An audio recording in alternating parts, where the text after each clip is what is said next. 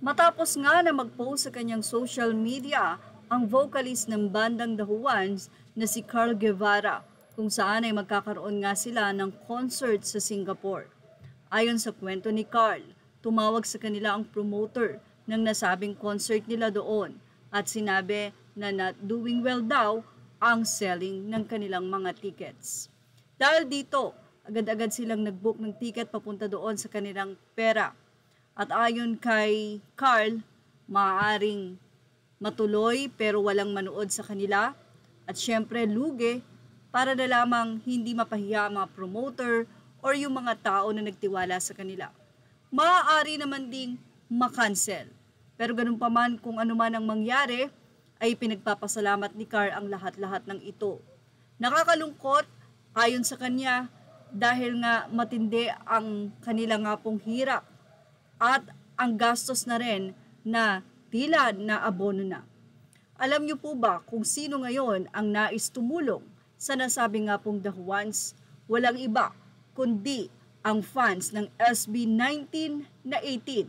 Narito ang kanilang mga naging komento sa post na ito ni Carl. Sabi ng mga fans ng SB 19 ng 18, artist has to have a solid supporters this day.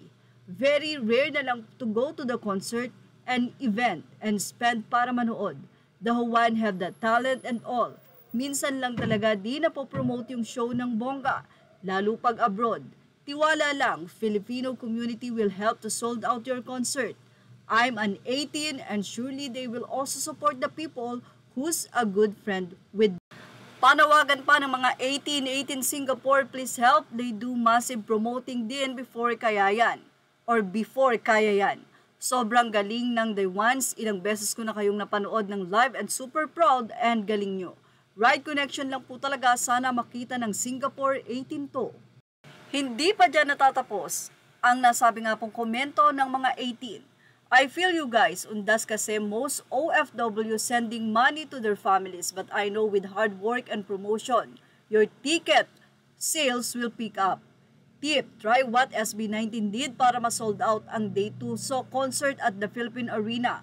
Sipag mag-post sa social media, platforms and do guesting, radio, TV, wish bus, podcast, flash, street performance. Maximize all avenues, gimmick, mag-ingay, manglapag, you can do it. Filipino OFW is sold out na to. Let's go 18 SG and Juanitas ng SG. Watch the Juans last TM Fair 2024 and they are superb. Sulit bayad nyo talaga. 18 official group, mga Caps, help natin to spread this mga brothers din ng Mahalima. They deserve it cause they are good. The Juan in SG concert, 18 powers kaya is sold out ang less than 1,000 tickets. Kaya po itong iabot, call out all the 18 family, lalo na sa mga nasa Singapore. Let's help the Juans. They also deserve to be recognized international. Sobrang gagaling din nila.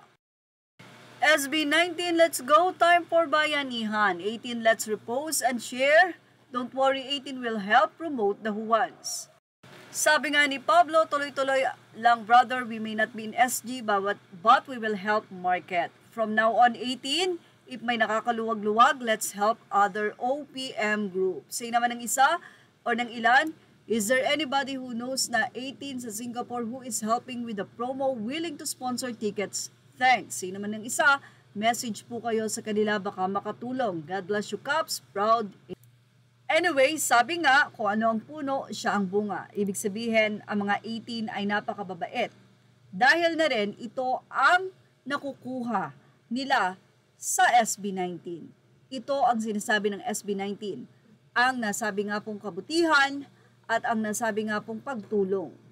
Well, ano masasabi niyo about dito? Ilagay na ang inyong opinion sa ating comment section. Images are all credit to the rightful owners. Please like, share, and subscribe.